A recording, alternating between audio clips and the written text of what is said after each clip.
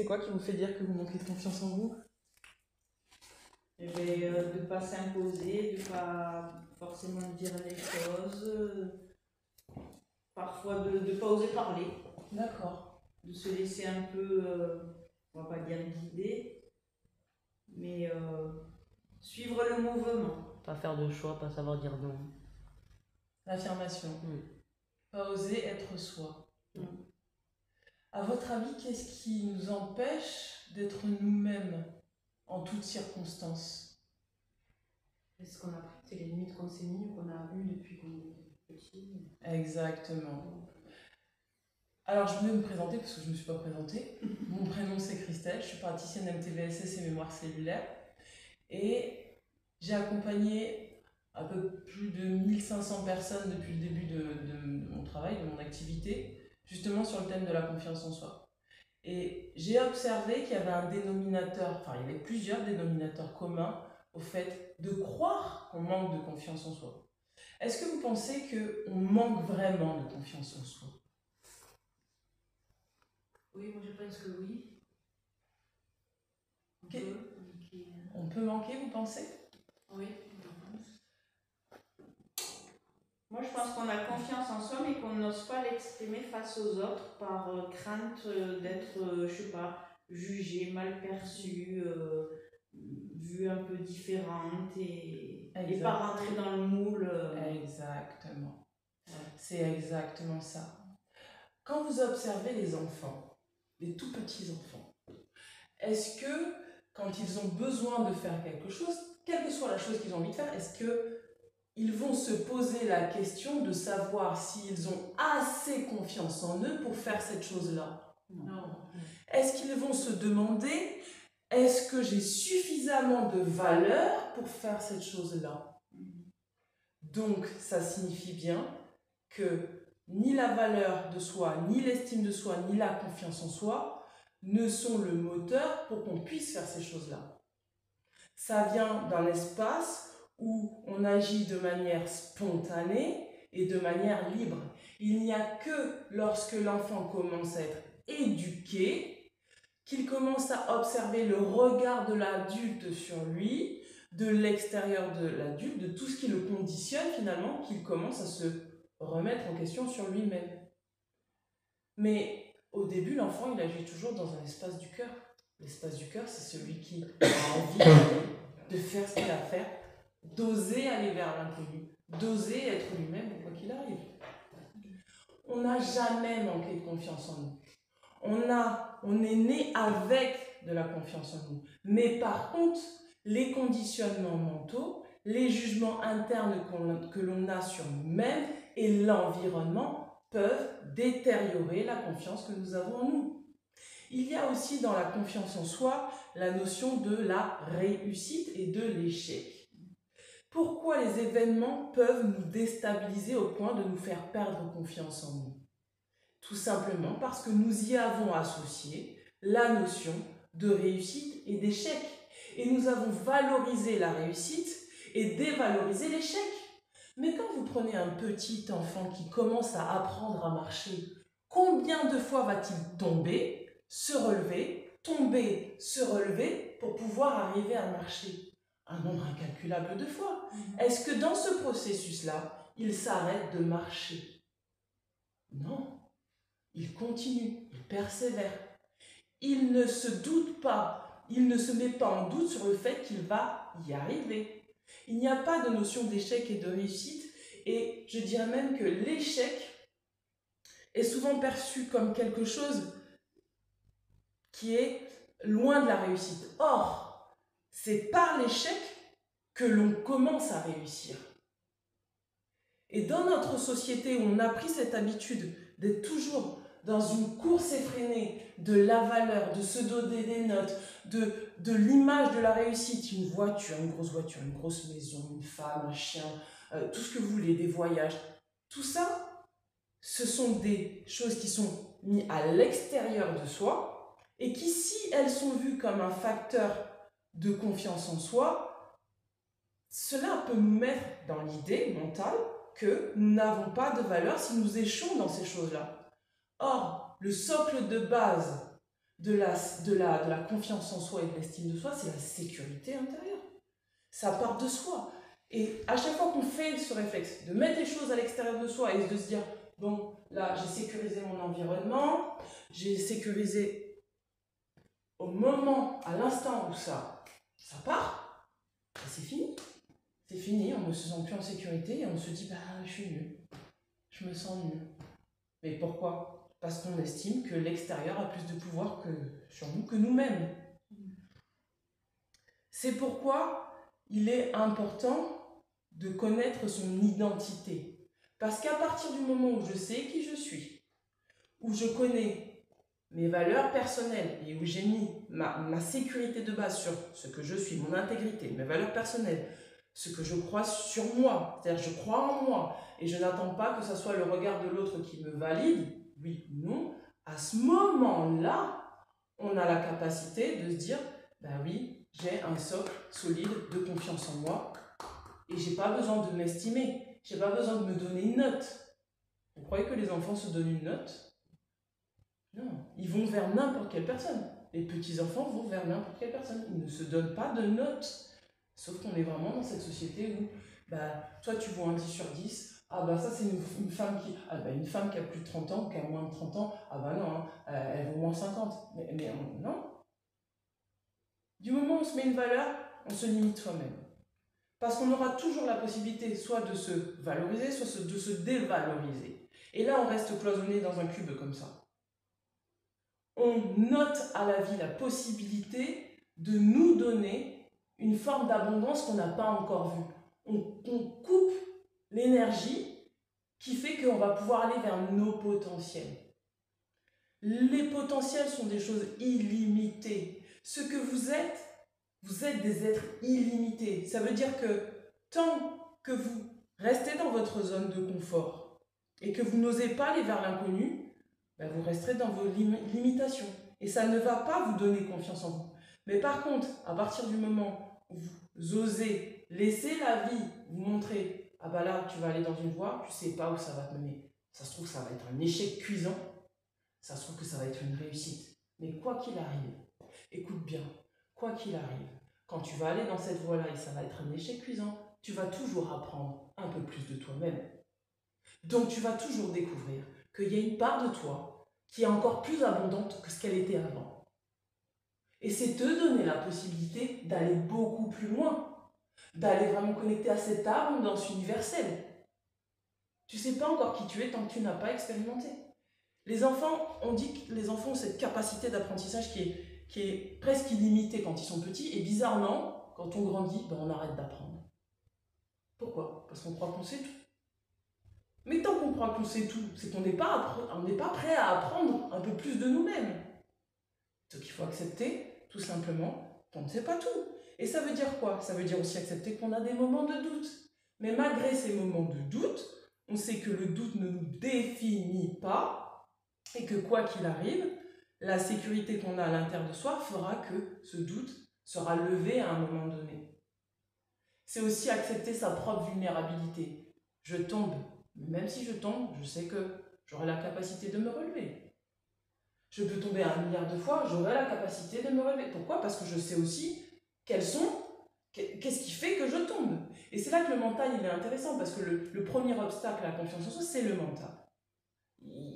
Si on reste dans sa tête, c'est un obstacle à la confiance en soi. Mais par contre, à partir du moment où on arrive à utiliser son mental, à l'aiguiser, à l'affiner dans la direction qu'on veut aller, là, ça devient un outil précieux. Et le mental va se dire quoi à ce moment-là?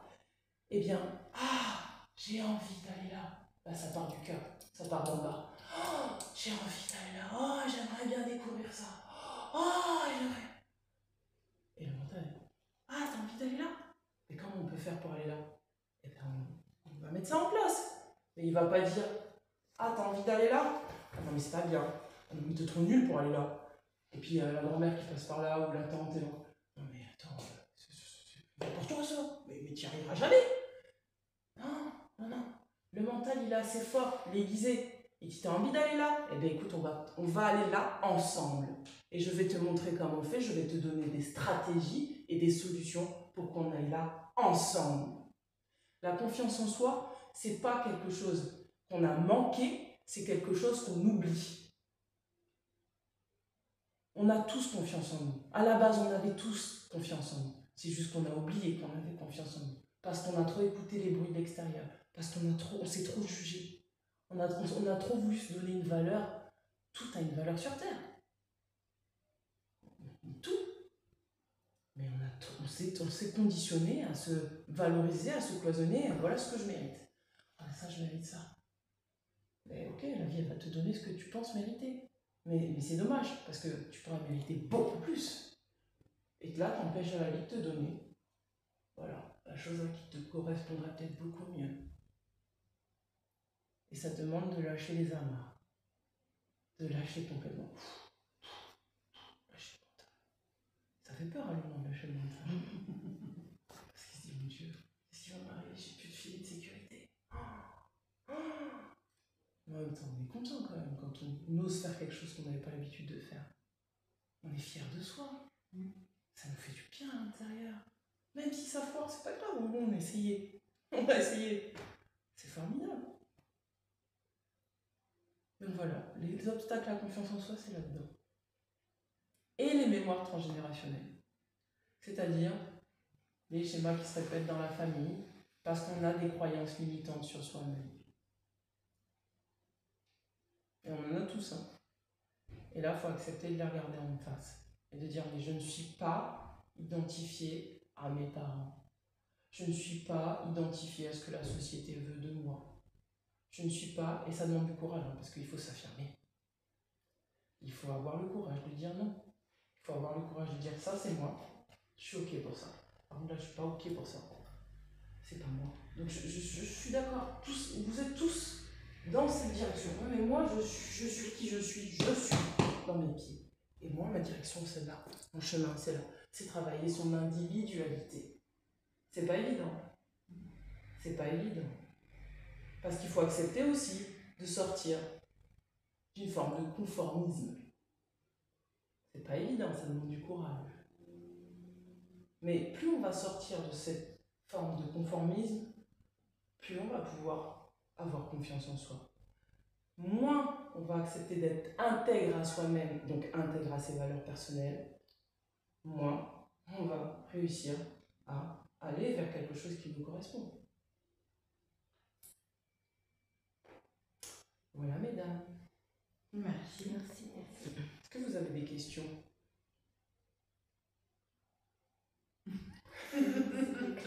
Non, c'était clair. Le message était clair.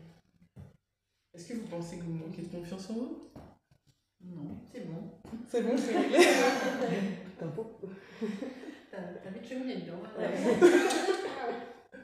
Qu'est-ce que vous pensez mettre en place dans les prochains jours pour... Déjà, on va commencer par la base. Qu'est-ce que vous aimeriez faire que vous n'osez pas faire?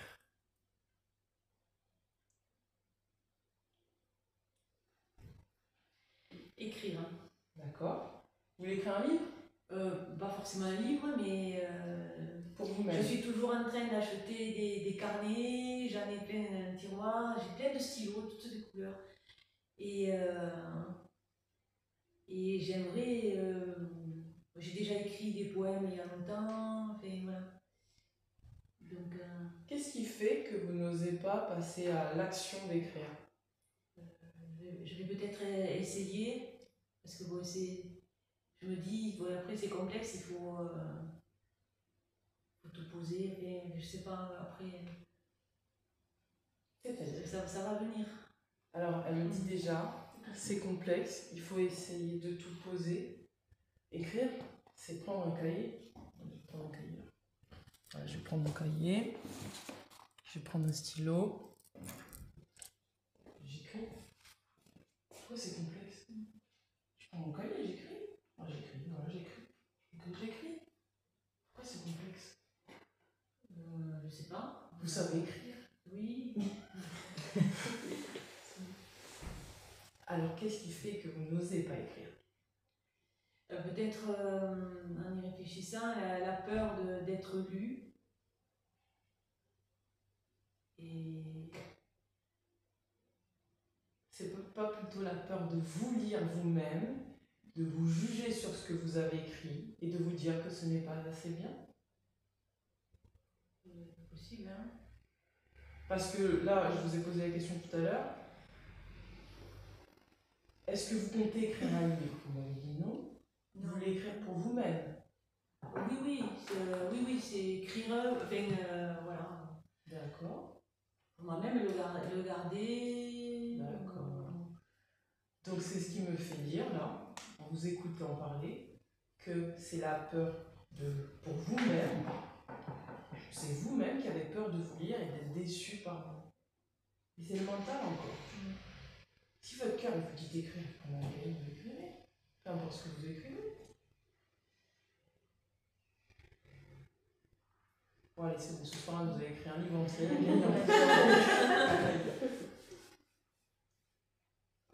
Non, mais ça fait son cheminement quand même. D'accord. Voilà, ça le fera un peu plus là. Ça va venir. Ah, j'en suis convaincue. Et vous, mesdames? C'est quoi vos objectifs? Vous avez des objectifs, des choses que vous avez envie de faire? Vous avez des idées? Non, là de suite, non. Non. Alors, sur quoi vous manquez de confiance en vous là en ce moment? Moi, sur la conduite en voiture. Ouais. C'est de la peur, surtout. La peur. C'est pas de la confiance, c'est du manque de confiance, c'est de la peur. La peur de l'accident, la peur de la manœuvre. Alors, est-ce que dernièrement vous avez rencontré quelqu'un qui a eu un accident ou vous avez connecté avec quelqu'un qui a eu un accident? Mon père a eu très souvent des accidents. D'accord. Je pense que c'est lié à ça. C'est un traumatisme. Donc ça fait partie des mémoires transgénérationnelles. Et il va falloir accepter de rendre cette peur-là à votre père. Mais moi je crois qu'il y a une deuxième peur derrière. C'est j'ai peur de perdre papa. C'est ça qu'il y a derrière. Je dis ça pourquoi? Parce qu'on est sur une fin de cycle et on travaille majoritairement tous et toutes le lien au père. Et ce qui revient que le papa soit là ou non, il y a une forme d'émancipation qui demande à se faire. Donc on récupère les peurs transgénérationnelles du père pour pouvoir les transmuter. À partir du moment où on les a transmutées, on laisse partir le père dans la lumière. Bon là c'est mon côté médium. On n'est plus sur le sujet de confiance en soi. Mais... Alors ce que je vous invite à faire, c'est d'écrire. Vraiment d'écrire à votre père. De dire écoute, ça ne m'appartient pas. Je me sens en sécurité maintenant. Je suis protégée. D'accord. Il faut rendre à votre père cette peur. Ça ne vous appartient pas. Donc je ferai un courrier. Ouais. Merci. Et puis le brûler et dire non mais ça ne m'appartient pas. Mais je le vois en consultation, là on est vraiment beaucoup à récupérer le karma du père. Non, mais non, je le veux pas. Au revoir. Et oui, on récupère les angoisses et les peurs électriques. Mais est-ce que dans ce cas-là, il n'y a pas aussi la peur des autres en voiture? Mais c'est pas sa peur à elle. Donc peut-être que le père a eu un... C'est plus du côté traumatisme. Par rapport à l'accident. Ouais. Ok. Ouais, c'est ce qui m'est venu tout de suite, le traumatisme. D'accord. Et si c'est pas elle, c'est dans sa famille. Un proche. Mais mes soeurs sont pareilles. Ah ouais, bah c'est ça, c'est le traumatisme à transmuter. Mais parce que je reviens sur ça, hein, j'insiste un peu, mais je pense qu'il y a un lien fusionnel avec le père vraiment à couper. D'accord, moi je ferai ce que vous m'avez dit. Merci. Et vous, mesdames? Allez, Ouais, ça. c'est autre chose. Moi. Bon, ça va, on est les derniers. Donc, Moi, j'aimerais arriver à faire les choses, à voyager par exemple. Arriver à voyager seul en fait. Ok. Arriver à. Ouais.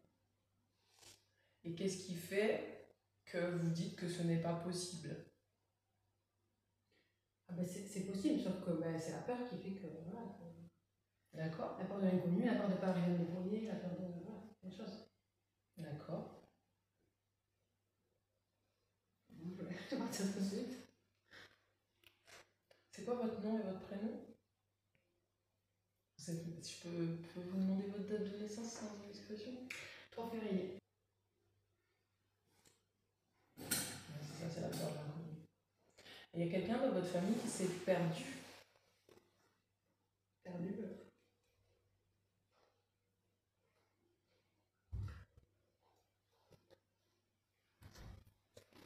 Non, on voit pas, non. Perdu la connaissance.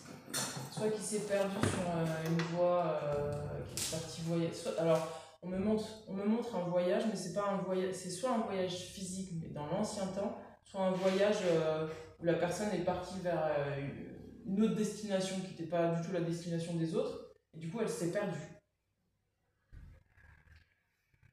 Non, je pense qu'il y a eu on va dire voyage qui n'est pas forcément voulu. Enfin, je sais pas, c'est une interprétation. Hein, de ma mère ils sont partis de Bretagne pour venir en Lozère. Et je pense que ma mère s'est un peu contre ce qu'elle voulait. Quoi. Donc, quand même, c'est un peu subi. Donc elle est partie. Explique-moi. Elle est partie avec mon père, du coup, pour s'installer ailleurs que près de là où ils habitaient en fait. Donc ils ont quitté la Bretagne pour aller en Lozère. Et je pense que ma mère a plutôt suivi le. D'accord. Elle s'est sentie déracinée. Ouais, je pense. Du coup, elle s'est sentie perdue. Et donc, du coup, vous avez récupéré cette mémoire. Si je pars de là où je suis née, je vais me perdre. Le fait de partir à l'étranger, c'est le fait de partir sans personne. Parce que là où je suis partie, il y avait toujours un point de chute finalement. Voilà, je peux me rattacher. D'accord. Et du coup, on travaille encore sur la sécurité intérieure. Donc, tant que je ne suis pas sécurisée à l'extérieur, je ne peux pas partir. Mais on n'est pas obligé de partir. La peur de partir en voyage seule, ça peut faire. Moi aussi, je partirais pas toute seule en voyage. J'aime voyager, mais pas toute seule. J'ai besoin d'être accompagnée, je sais pas, voir. Ça dépend où vous partez à l'étranger. Je vais vous dire, je pars en Espagne, là oui, mais on va faire un voyage en Inde, j'irai jamais en Inde toute seule. Pour moi, c'est insécuritaire. Enfin, il n'y a pas de sécurité, donc j'ai besoin que quelqu'un autour de moi, que ça soit safe, quoi, que j'ai quelqu'un à qui me rapprocher si j'ai un souci. Après, c'est un peu normal d'avoir peur de partir seule. Ça dépend. Si cette peur-là, elle est liée parce qu'effectivement il y a un danger, c'est-à-dire je ne vais pas partir en Afghanistan seule. En plus, je suis une femme, c'est pas logique. Oui. Donc là, il y a des circonstances qui fait que on va pas se mettre en danger, Voilà. Sinon ça devient de la stupidité. Mais si on a peur de partir seul dans un endroit où finalement il n'y a pas de problème à partir seul, il y a un blocage quelque part. Vous, c'est pas dans un pays à risque. Non, c'est pas que. C'est même pas que voyager, c'est. Aller, moi, faire des choses que j'ai envie de faire, mais seule. Ça veut dire pas avoir besoin des autres pour exister. On est toujours sur la même chose, on est toujours sur l'inconnu. On va tout pleurer là. Je pense que c'est. Vous êtes parente? Pas du tout. Non. Vous voulez qu'on se voit après la séance? Pour en discuter un petit peu? C'est pas mal. Ah, ça serait pas mal. Oui. On va discuter. Elle en a besoin, ouais. Pardon. Non, vous excusez pas. C'est vrai que je fais beaucoup d'effets. Heureusement que vous n'avez pas la salle pleine, parce que ça dans le plat. Généralement, j'ai avec une boîte de mouchoirs. Ah, bah voilà, fallait nous le dire. Après, c'est pas facile de faire des choses toute seule. Faut dire que, bon là je parle parce qu'on n'est que des femmes, mais il faut pas oublier que nous les femmes, ça fait pas très longtemps qu'on est émancipées du mari, du père. Donc ça fait pas longtemps qu'on a l'autorisation, qu'on se donne à soi l'autorisation de faire les choses seules. Puis moi qui l'ai vécu aussi, on se pense dépendant de l'autre. Mais bien sûr. Ça, c'est ce qui arrive aussi c'est que d'avoir vécu des années, notamment en couple avec des personnes, quand il y a séparation, on dépendait de l'autre, mais en fait, c'est...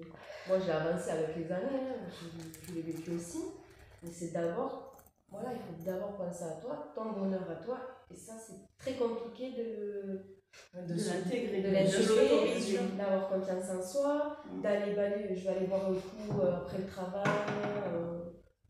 C'est vrai que faire des choses seule quand tu as toujours été dépendant de l'autre, c'est un cas. Je pense que c'est lié essentiellement à un moment donné, mais ça n'arrive que dans les relations dysfonctionnelles, hein, ce genre de schéma. Exactement.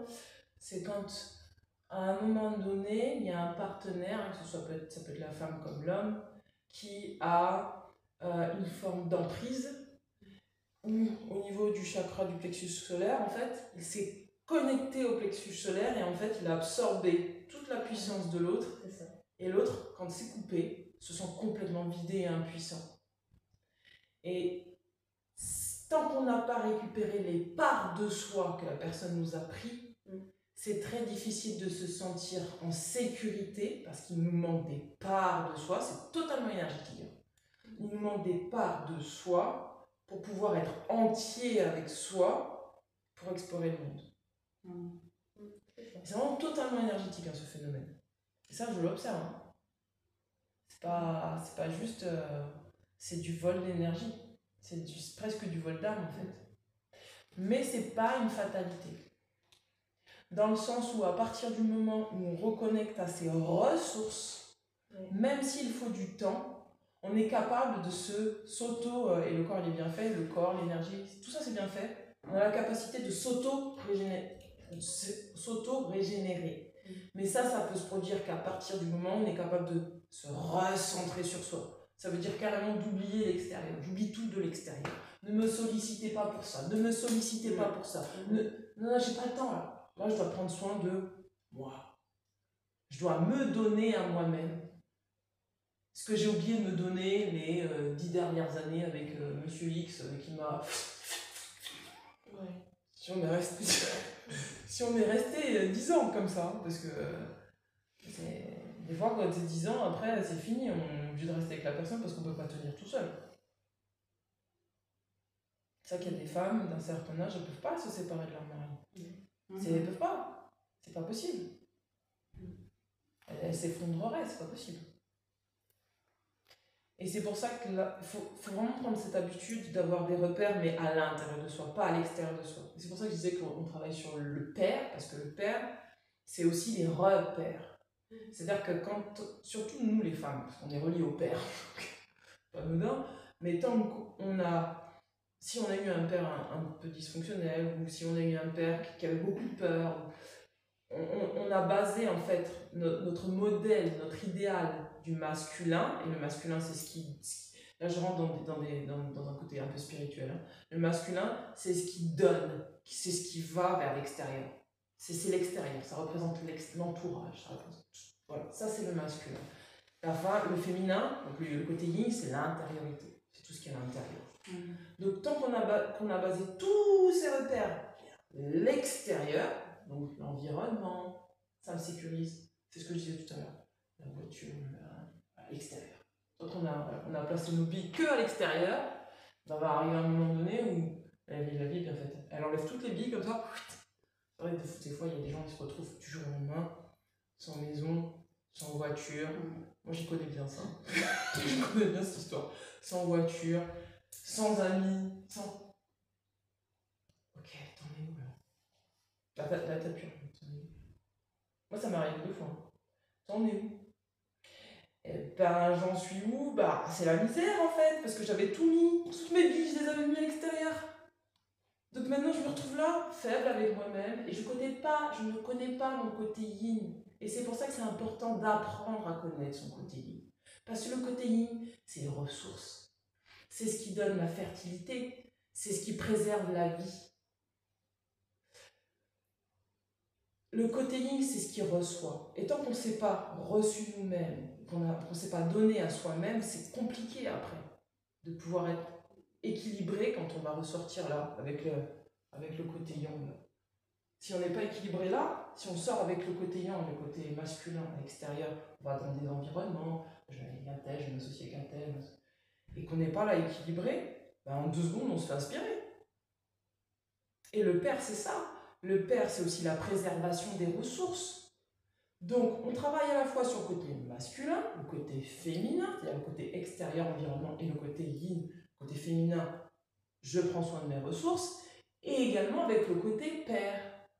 Donc, le côté père, c'est les repères. À quel moment, quand je suis à l'extérieur, je prends soin de mes ressources, je vois si mon environnement ne me pompe pas mes ressources. Et ça, c'est la fonction du père, la protection, la préservation. C'est important d'intégrer. On a tous ces archétypes-là en nous, et pour retrouver des parts de nous, c'est important de récupérer ces archétypes-là. On récupère l'enfant intérieur qui est spontané, qui est libre, qui n'a pas peur de l'inconnu, qui va aller tester, qui va aller voyager, je vais apprendre. On récupère le côté féminin qui sait que, bah voilà, quand l'enfant il a besoin d'aller voyager à droite à gauche, bah, il est quand même là pour un peu surveiller quand même, ne pas le laisser errer comme ça. Donc, je suis là, je te nourris, je te donne à manger, je te donne des choses qui te font grandir, qui te font évoluer. Et le côté masculin qui est là, qui dit bon, bah là, regarde, tu vas aller là-bas, mais on va aller choisir des gens qui sont ressourçants pour toi, des gens qui te soutiennent, des gens qui n'ont pas attaqué ce que tu es. On va te préserver. Et c'est tout ça la confiance en soi. C'est notre capacité à nous donner à nous-mêmes. Et quand vous parliez tout à l'heure quand je vais dans un pays en Inde ou je sais pas où, je ne vais pas y aller tout seul, mais ça c'est quoi? C'est la préservation. C'est le côté masculin qui parle. Après, il y a des personnes qui sont capables, hein. On est pas tous constitués pareil. Moi, ça ne dirait pas. Parce que je suis un peu froussarde et que je ne m'hasarderai pas voilà, je veux bien y aller, j'ai pas peur d'y aller, mais pas que ça soit un minimum organisé. Mais je crois pas que vous êtes froussarde. Hein. Même si en plus on peut me l'organiser, c'est que... Vous voyez, ça c'est le côté... voilà. Non, mais je crois pas que vous êtes froussarde. Je crois qu'au contraire, vous connaissez votre identité. Le je suis. Si je suis, je connais mes limites, je connais mes ressources. Je ne vais pas les mettre en danger. Il y a une fosse aux lions qui est là. J'adore les lions, hein, ils sont trop beaux, j'adore les regarder. J'adore, hein. Mais ils sont dans la cage. Mais si j'ai peur, je ne vais pas aller m'approcher de la cage juste pour me faire peur. Et je ne vais pas non plus aller tendre la main à travers la cage. C'est parce que je me connais. Sauf si j'ai un bras bionique en fer et que je veux m'amuser à embêter les lions. Mais tant que je sais que je ne suis pas encore avec un bras bionique, je ne vais pas aller mettre ma main dans une cage en fer.